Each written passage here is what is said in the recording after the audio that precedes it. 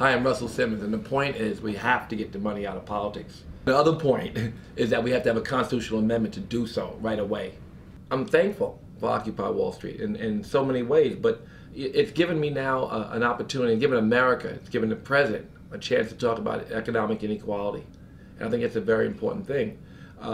People are sometimes, they were a little bit oblivious, I think, to the issues. And Occupy Wall Street, the minute I looked out my window, because they were right out my window in Zuccotti Park, and they told me it was called Occupy Wall Street. I said, oh, they're at Wall Street because Wall Street controls their future. And that's the demon. It's not Wall Street the problem, it's Wall Street's control of their future that's the problem. We'd like the power to go back to the people and away from the corporations. That makes good sense. You know, we want the people to control this democracy. Occupy Wall Street allows us to have a lot of different conversations at one time. There are things that are being discussed in the Congress that would not be discussed otherwise. And there are things that are being discussed everywhere regarding economic inequality, specific things that come up and implications of different conditions that we have that are being discussed that would not be discussed. But we have to take that energy and put it into specific reform. We created something called Occupy the Dream.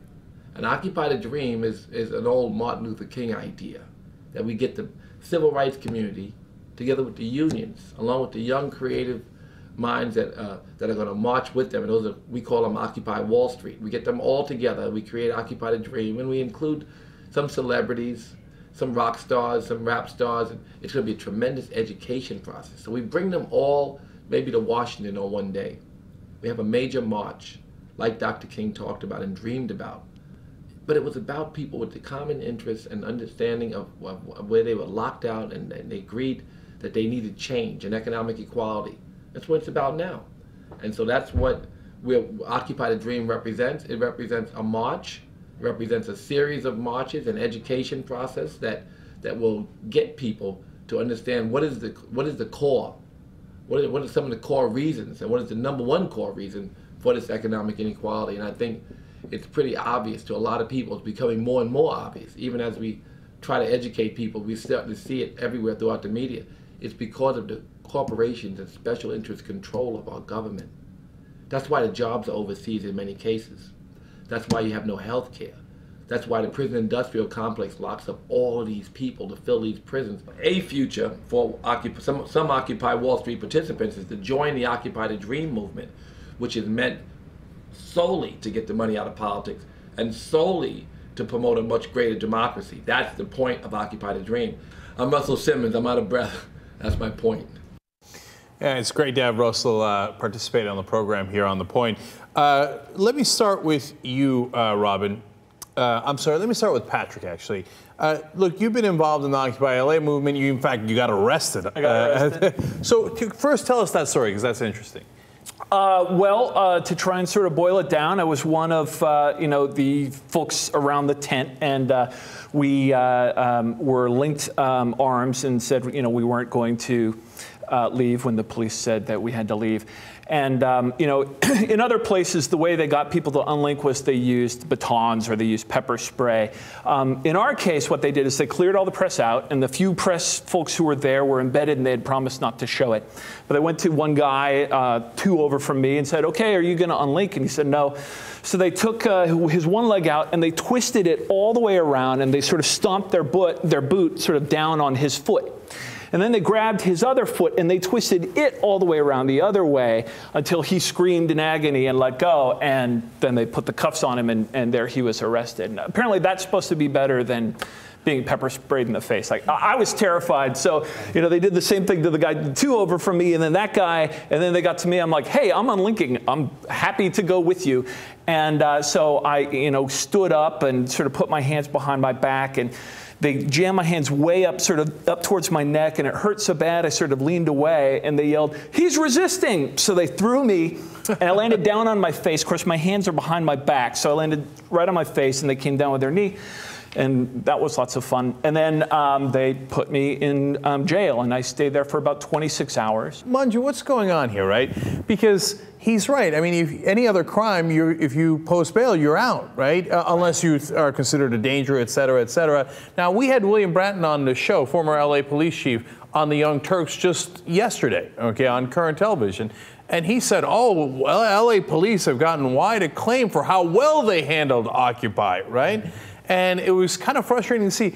Do you think this is political, where, you know, the mayors, Democrat or Republican, are trying to send a message here saying, we're not interested in this kind of protest movement? Right. Absolutely.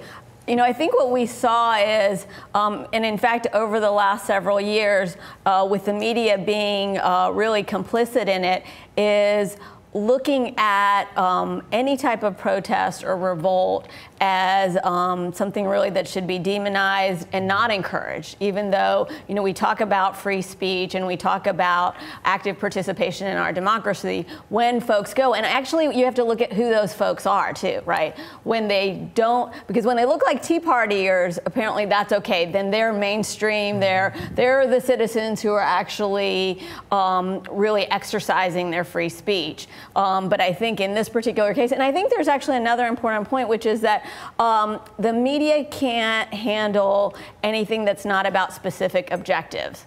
And so in this particular case, you just simply had folks who were trying to raise awareness, as Russell Simmons said, and they didn't have actual legislative goals and objectives. And so the media is wondering, you know, what's going on? These are just homeless folks. These are drunk folks.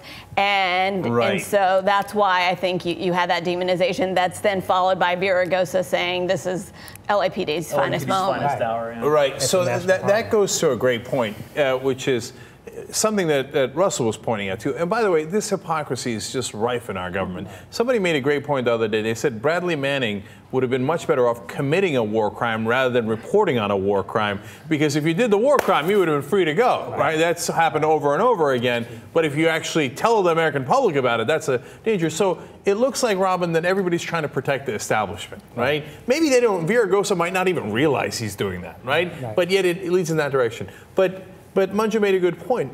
Should they have a central point so that everybody understands this is what the Occupy movement is about, and hence I'm with it or I'm against it, and probably a lot of people would be with it. Right. Well, this has been a major debate since the origins of the movement. That is, should there be a set of issues, a single issue?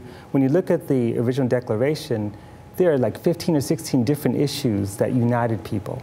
What distinguishes Occupy as a social movement from other movements that are single issue is that it tries to make connections between income inequality, race inequality, issues around campaign finance. In other words, campaign finance reform was already part of the agenda. Housing, foreclosures. One of, I guess, my disagreement with Russell Simmons, though I agree that campaign finance reform is necessary and fundamental, I don't disagree with that. I think that the issue of income inequality wasn't meant to be a talking point. The idea was that you're supposed to do something about it. Mm-hmm. And so we've just begun to think about how to do something about it.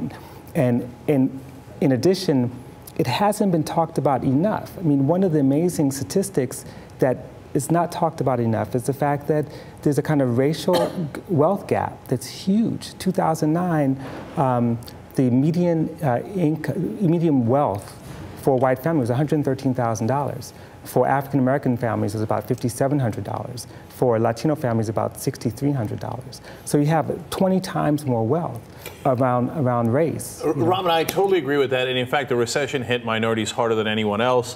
Whites lost about 16% of their wealth, but African Americans lost over 50%. Right. Latinos lost 2/3 of their wealth because of this recession. Mm-hmm. It's amazing the devastation that happened.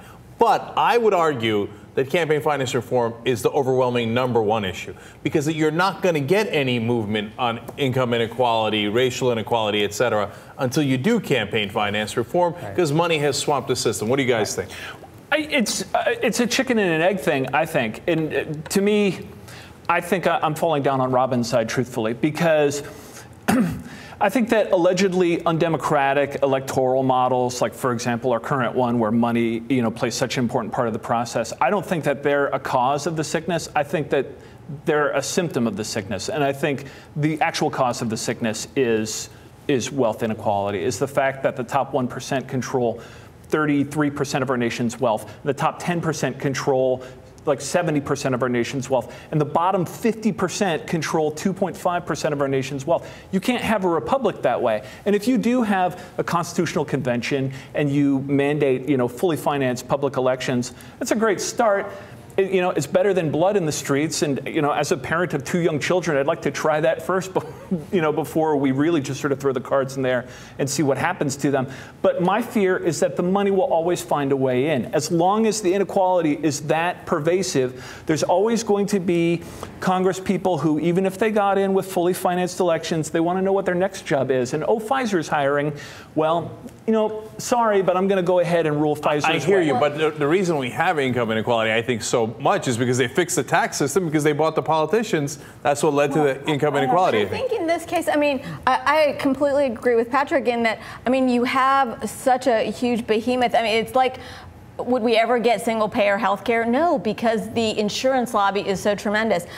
Just in 2011, $3.2 billion was spent only on lobbying of Congress folks and other federal officials. And so I think it actually is nearly impossible to get that. The other problem, though, getting to Robin's point, is that while there was a January 11th Pew poll that found that while 66% of Americans think that there are either very strong or strong class conflicts in the United States now between the rich and the poor.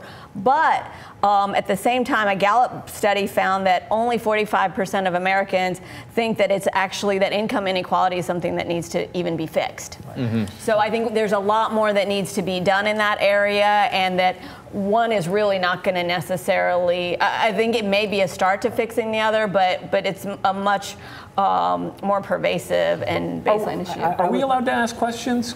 No, absolutely not. What about? Okay, now, real quick.